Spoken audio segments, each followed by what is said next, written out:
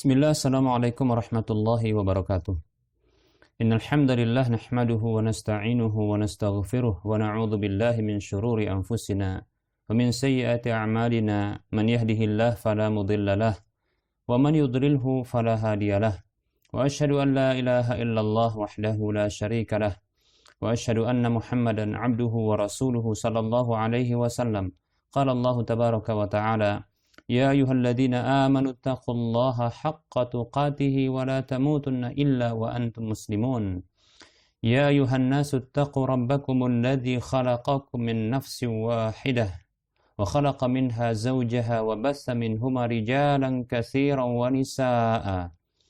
Wattaqullaha alladzi tasaaluna bihi wal arham innallaha kana 'alaikum raqiba. يا أيها الذين آمنوا اتقوا الله وقولوا قولا سديدا يصلح لكم أعمالكم ويغفر لكم ذنوبكم ومن يطع الله ورسوله فقد فاز فوزا عظيما أما بعد فإن أصدق الحديث كتاب الله وخير الهدى هدى رسول الله صلى الله عليه وسلم وشر الأمور محدثاتها وكل محدثة بدعة وكل بدعة ضلالة وكل ضلالة في النار. Para muslim dan muslimat, para hadirin dan hadirat rahimani wa rahimakumullah. Alhamdulillah, kita akan melanjutkan pelajaran yang kedua dari pelajaran sabar. Pelajaran sabar yang kedua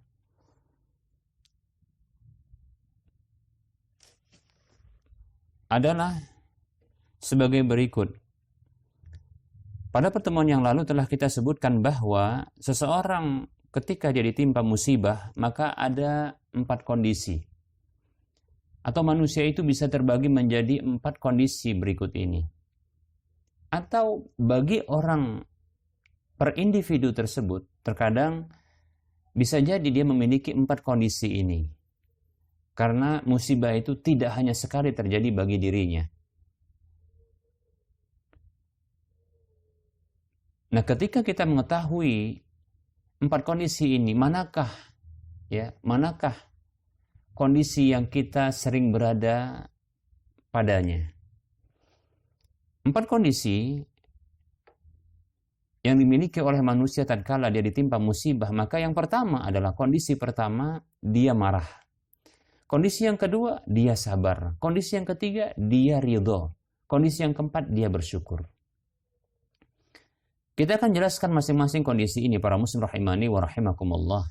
Kondisi yang pertama adalah kondisi dia marah. Dan marah ini bisa dengan hatinya, bisa dengan lisannya, dan juga bisa dengan anggota badannya. Marah dengan hati. Seperti contohnya, ketika dia mengalami musibah, ketika dia mendapatkan musibah, maka ada sesuatu di dalam hatinya, kemarahan atau kebencian kepada Allah Subhanahu wa Ta'ala yang menimpakan musibah tersebut. Seperti hatinya berbicara, mengapa harus aku yang mendapatkan musibah ini? Mengapa aku? Demikian. Mengapa bukan orang lain? Demikian, ya. Atau di dalam hatinya dia menyimpan perasaan atau anggapan bahwasanya Allah telah menzalimi dirinya dengan musibah tersebut. Na'udzubillahi min dzalik. Kita berlindung kepada Allah dari hal seperti ini. Padahal para muslim rahimani wa rahimakumullah, Allah itu tidak pernah menzalimi para hambanya. Ya. Allah tidak pernah menzalimi hambanya. Dalam sebuah hadis qudsi, Allah Subhanahu wa Ta'ala berfirman, Rasulullah bersabda, kemudian Allah berfirman. Di antara, ini hadisnya begitu panjang, di antara ungkapan Allah Subhanahu wa Ta'ala yang disampaikan oleh Nabi kita Muhammad sallallahu alaihi wasallam, ya ibadi, wahai para hambaku, inni haramtu dzulma ala nafsi wa ja'altuhu bainakum harrama fala tadzalamu. Wahai hambaku, sesungguhnya aku telah mengharamkan kedzaliman ini pada diriku. Dan aku menjadikan kedzaliman itu haram di tengah-tengah kalian. maka janganlah kalian saling menzalimi. Demikian para muslim rahimani wa rahimakumullah. Jadi Allah Subhanahu wa taala ya mengharamkan kezaliman itu pada dirinya. Bahkan ya Allah juga jadikan kezaliman itu haram di tengah-tengah manusia. Ya.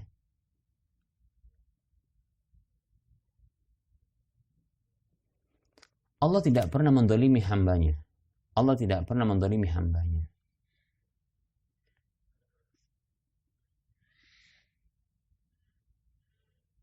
Wa ma kana Allahu liyadhlimahum. Allah tidak pernah menzalimi mereka.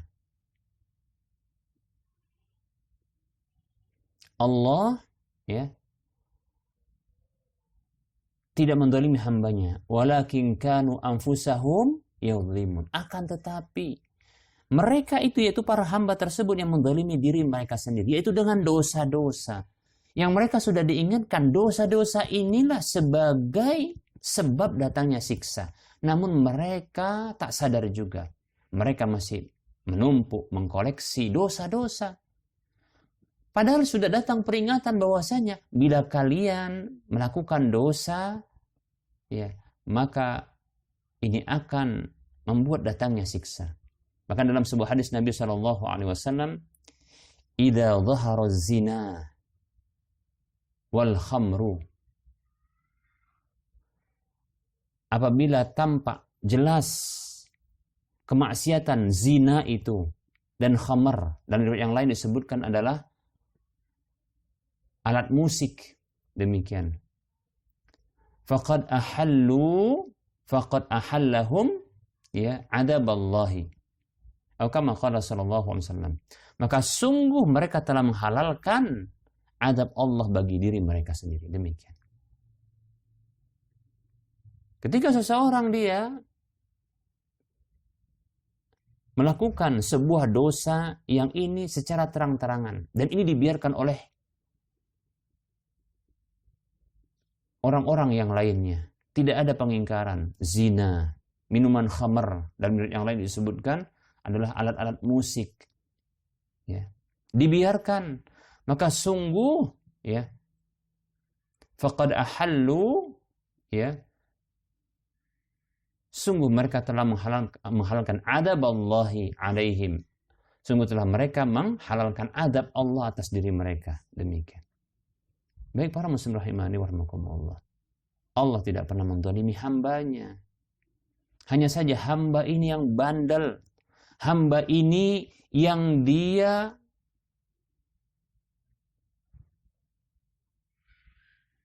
begitu bengalnya yang tidak mau mengindahkan peringatan Tuhan yang menciptakannya. Yang padahal penciptanya Allah Tabaraka wa Ta'ala memerintahkan kepada hamba-hambanya tersebut untuk mentaatinya dengan melakukan perintah-perintahnya yang semua perintahnya itu mengandung kebaikan. Dan Allah Subhanahu wa Ta'ala menuntut mereka untuk meninggalkan perbuatan-perbuatan yang bila mereka meninggalkan perbuatan tersebut, di sana juga ada kebaikan-kebaikan untuk mereka. Dan tidak ada satupun kebaikan yang Allah Subhanahu wa Ta'ala inginkan agar dilakukan oleh hamba tersebut dan ada pada hamba tersebut, melainkan itu kembalinya kepada hamba, bukan kepada Allah Subhanahu wa Ta'ala, bukan kepada Allah Subhanahu wa Ta'ala.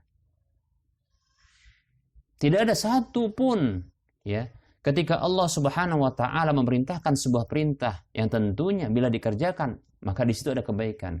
Dan juga tidaklah Allah Subhanahu wa Ta'ala melarang sebuah perbuatan, melainkan pada perbuatan tersebut ada keburukan yang Allah inginkan hambanya ini terhindar dari keburukan dan mendapatkan kebaikan. Kebaikan-kebaikan yang Allah inginkan ini kembalinya bila diindahkan.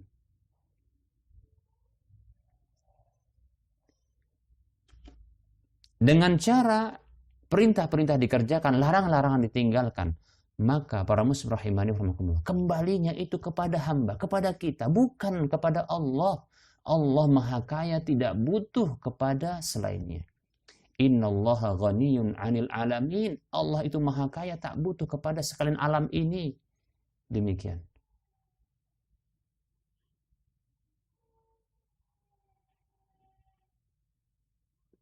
Allah Subhanahu wa taala berfirman dalam sebuah hadis qudsi, "Ya ibadi, law anna awwalakum wa akhirakum wa insakum wa jinnakum kanu ala atqa qalbi rajulin wahidin minkum ma zada dzalika fi mulki syai'a."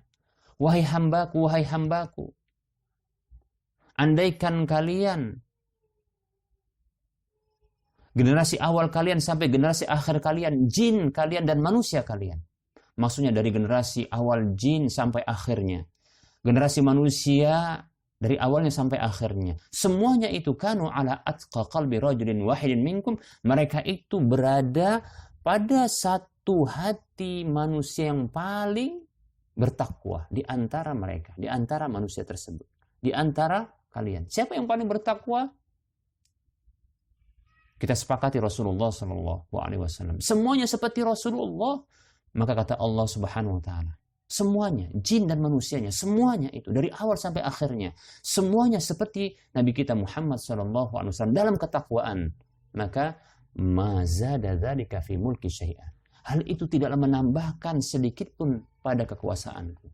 Enggak ada manfaatnya. Sebaliknya juga demikian. Ya ibadi law anna awwalakum wa akhirakum wa insakum wa jinnakum kanu ala afjari qalbi rajulin wahidin minkum ma naqasa dzalika min mulki syai'an. Wahai hambaku, sesungguhnya andaikan kalian dari generasi awal kalian sampai akhir kalian dan bangsa jin dan manusianya kalian. Maksudnya adalah generasi awal jin sampai akhir jin. Generasi manusia dari awalnya sampai akhirnya. Semuanya itu berada pada satu kondisi hati yang paling fajir, bengis, kejam di antara mereka. Semuanya seperti itu. Siapa kira-kira yang kita sepakati? Oke lah, kita katakan itu seperti Qarun atau Fir'aun.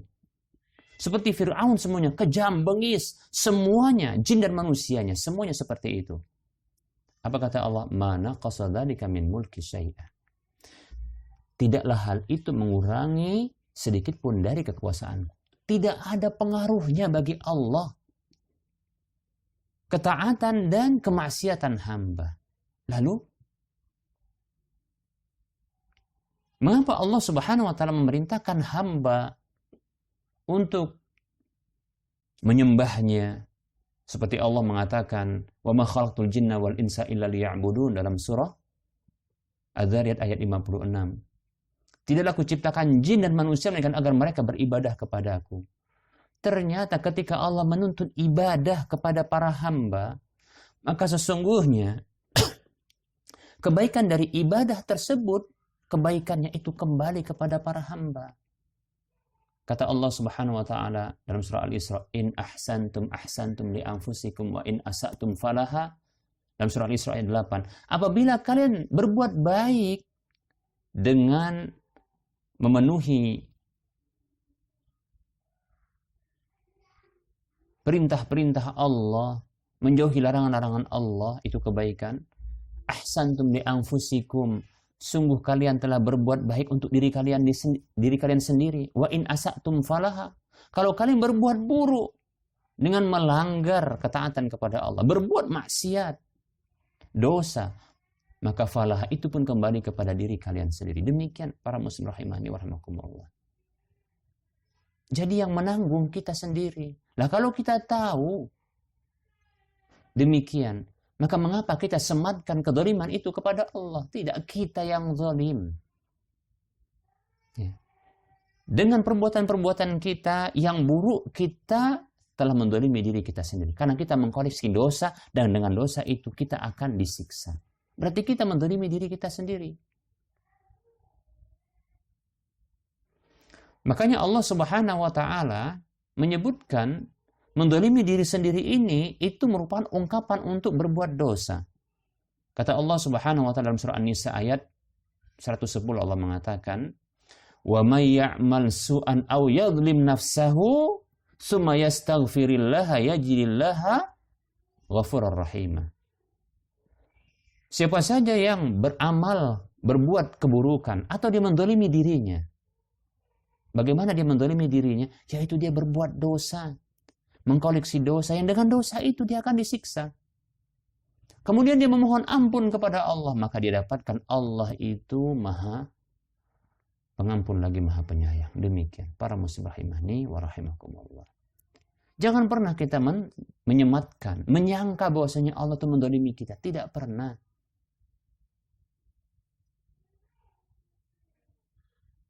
Wa ma rabbuka bidzallamin lil 'abid. Allah Rabbmu itu tak pernah berbuat zalim sedikit kepada para hamba. Demikian para muslim rahimani wa rahimakumullah. Baik, nah, marah dengan hati tatkala ditimpa musibah, seperti dia menyangka bahwasanya Allah telah zalim kepada dirinya, maka dia marah dan benci. Maka ini merupakan bentuk keburukan kepada Allah Subhanahu wa taala. Kemudian para muslim rahimani wa rahimakumullah, bentuk marah ketika ditimpa musibah yang diungkapkan dengan lisan, seperti seseorang menyebutkan ya dengan ungkapan-ungkapan yang buruk ya ketika ditimpa musibah. Contoh adalah ketika dia dapatkan kondisi hari yang panas contohnya, maka dia cela hari tersebut. Ya, dicela hari itu. Demikian. Dicela hari, dia cela hari, atau dia cela waktu itu. Ya. Allah Subhanahu wa taala mengatakan dalam sebuah hadis qudsi, yu'dini ibnu Adam. Anak Adam itu telah melakukan ya tindakan menyakitiku. Perlu kita ketahui, Allah ketika menyebutkan kalimat ini itu anak Adam telah melakukan tindakan yang menyakitiku, bukanlah Allah Subhanahu wa taala tersakiti dengan tindakan ibnu Adam, anak Adam tersebut. Tapi tindakan tersebut merupakan tindakan yang menyakiti. Walaupun ya objek yang disakiti tidak merasakan sakit. Demikian. Ini seperti kita dapatkan ada di antara manusia yang mereka ini ya mengucapkan kata-kata yang menyakitkan kepada kawannya, temannya. Namun kawannya ini tidak merasakan sakit, tapi tindakan itu, ungkapan yang mencela ya dengan menyakiti dengan ungkapan, itu merupakan tindakan menyakiti walaupun kawannya tersebut tidak merasakan sakit. Demikian. Maka sama dengan hal ini, ya. Apa tindakan menyakiti Allah Subhanahu wa taala? Allah mengatakan, yasubbud dahra. Dia itu mencela masa. Dia cela masa. Waktu di mana dia berada di situ, dia cela.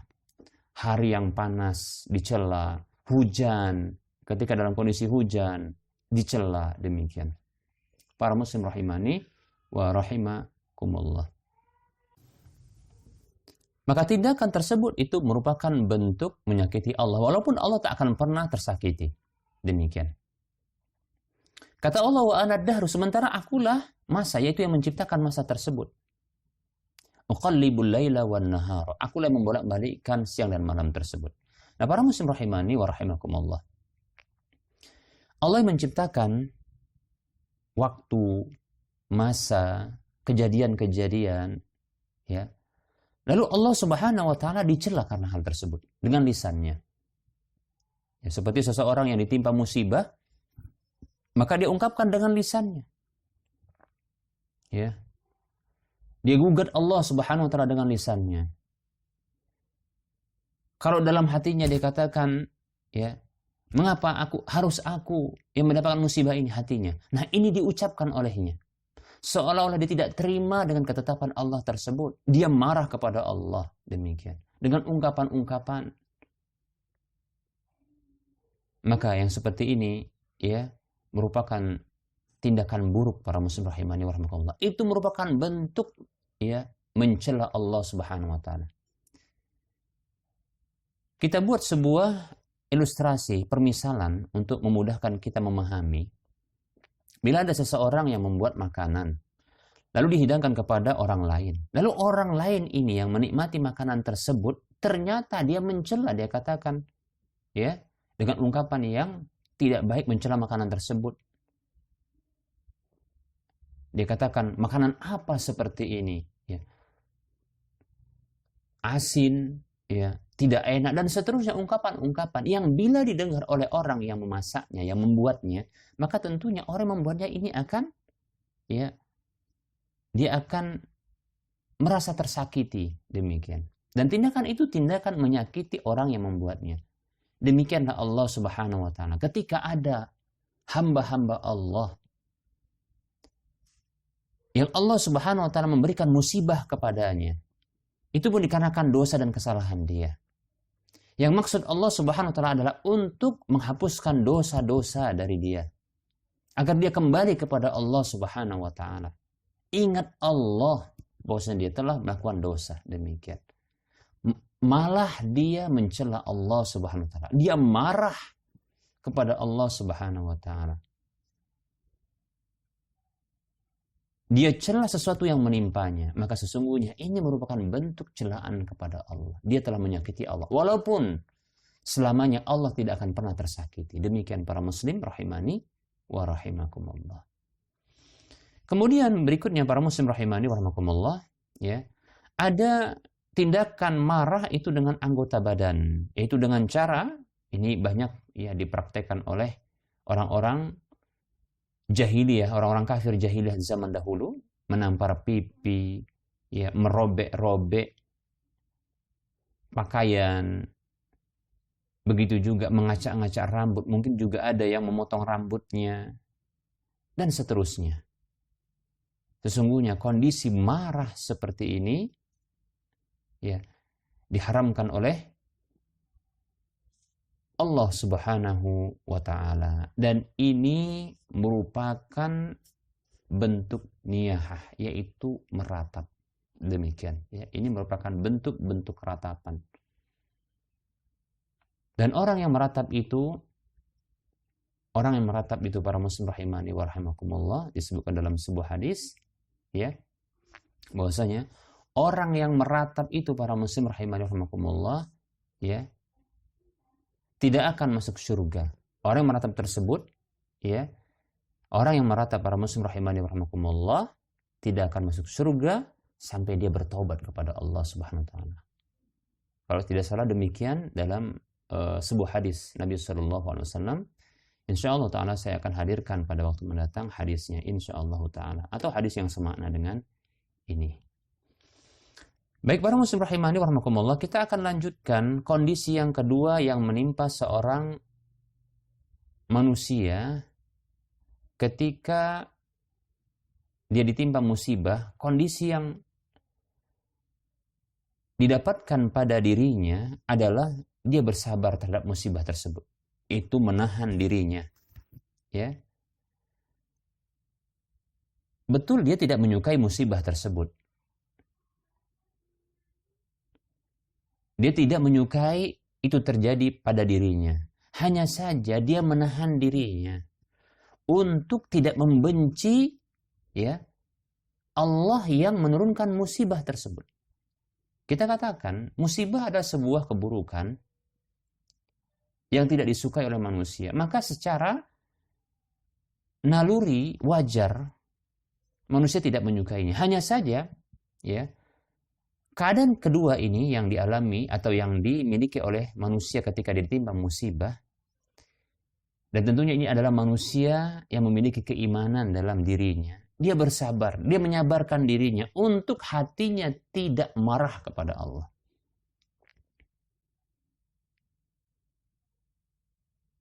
Memang bisa jadi sesuatu yang menimpa dirinya tidak disukainya, tentu ini normal.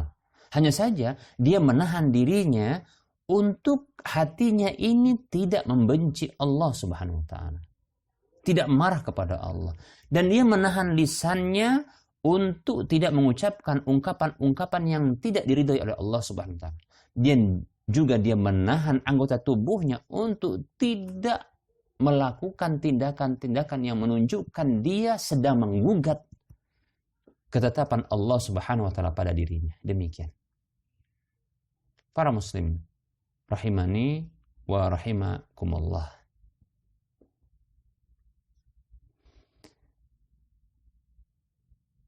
Ini kondisi yang kedua, yaitu kondisi sabar. Kondisi yang ketiga adalah kondisi dia ridho, di mana ketika dia ditimpa musibah, hatinya merasa lapang dengan musibah tersebut, dan dia memberikan kerelaan dan keridhaan terhadap musibah tersebut dengan keridhaan yang sempurna, seolah-olah dia tidak ditimpa oleh musibah tersebut. Luar biasa, ya, orang seperti ini. Dan orang seperti ini biasanya orang yang kondisi yang kedua dan ketiga, yaitu kondisi dia bisa bersabar, kemudian dia bisa ridho. Di antara yang bisa mendukung seseorang bisa seperti ini adalah ketika dia menyadari bahwasanya musibah itu ternyata menunjukkan Allah cinta kepada dia.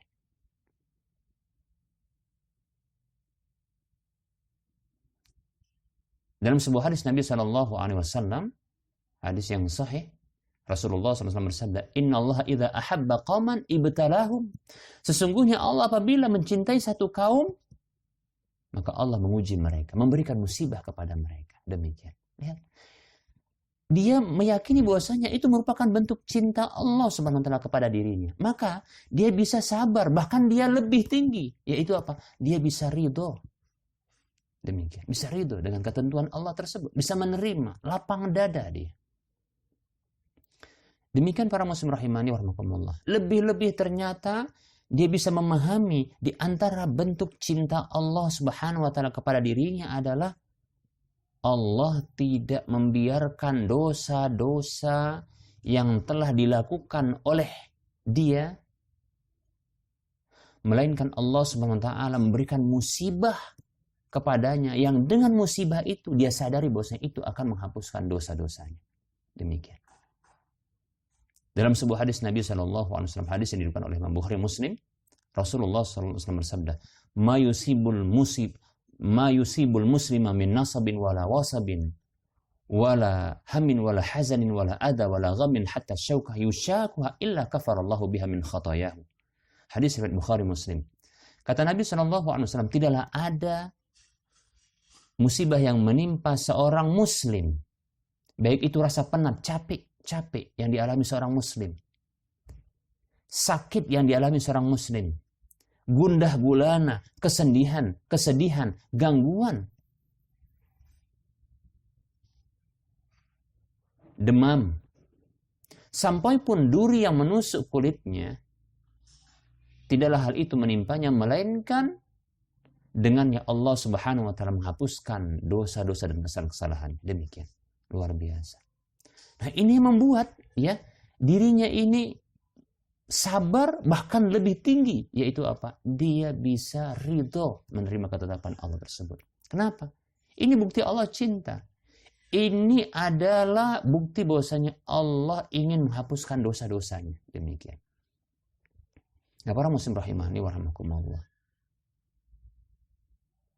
Dalam hadis yang lain Rasulullah SAW bersabda, ma yusibul mu'mina min syaukatin fama fawqaha illa rafa'ahu Allahu biha darajatan aw hatta anhu biha khati'atan. Hadis riwayat Muslim. Tidaklah ada musibah yang menimpa seorang mukmin, baik itu berupa duri yang menusuk kulitnya atau yang lebih parah, lebih tinggi, lebih dahsyat daripada hal tersebut, melainkan dengannya Allah mengangkat derajatnya atau dengannya Allah menghapuskan kesalahannya, menghapuskan dosa dan meninggikan derajat. Demikian. Itu musibah yang menimpa. Inilah yang membuat seorang muslim mukmin dia bisa bersabar, bahkan dia bisa ridho dengan ketetapan Allah Subhanahu wa taala. Demikian. Kondisi yang keempat, dan ini kondisi yang lebih tinggi yang diharapkan seseorang ketika ditimpa musibah, dia memiliki kondisi seperti ini, yaitu apa? Bersyukur. Dia bersyukur kepada Allah Subhanahu wa taala. Ya. Dia bersyukur kepada Allah Subhanahu wa taala atas musibah tersebut. Ya. Bukan hanya sekedar dia bersabar, menahan dirinya, bahkan dia bisa ridho, bahkan dia bersyukur. Ini kondisi yang tinggi. Kedudukan yang tinggi yang dimiliki oleh seseorang ketika dia ditimpa musibah, yaitu sifat syukur. Di mana Rasulullah Shallallahu Alaihi Wasallam apabila melihat sesuatu yang dibenci itu menimpa diri beliau, maka beliau mengucapkan alhamdulillahi ala kulli hal. Demikian. Demikian para muslim rahimani wa rahimakumullah. Dalam sebuah hadis, Abdullah bin Umar radhiyallahu anhu itu pernah melihat seseorang atau mendengar seseorang itu mengucapkan selawat kepada Nabi tatkala dia ditimpa musibah. Maka Abdullah bin Umar radhiyallahu anhu mengatakan kepada orang tersebut, ya, bukan demikian yang Rasulullah SAW mengajarkan kami ketika kami ditimpa musibah. Akan tetapi, ya, beliau mengajarkan kepada kami tatkala ditimpa musibah adalah mengucapkan alhamdulillahi ala kulli hal. Segala puji bagi Allah di setiap keadaan. Luar biasa, orang ini mampu memuji Allah di setiap keadaan. Para muslim rahimani wa rahimakumullah. Kenapa kita harus bersyukur kepada Allah Subhanahu wa taala di setiap keadaan ketika ditimpa musibah? Ya. Pertama, ya, ternyata musibah itu menunjukkan kecintaan Allah kepada dirinya. Maka kita harus bersyukur. Yang kedua, musibah itu menghapuskan dosa-dosanya. Yang ketiga, musibah tersebut ternyata meninggikan derajatnya. Maka dia bersyukur. Ya. Yang keempat adalah musibah tersebut ternyata tidaklah menghilangkan semua nikmat-nikmat yang Allah berikan. Yang telah Allah berikan kepada dia.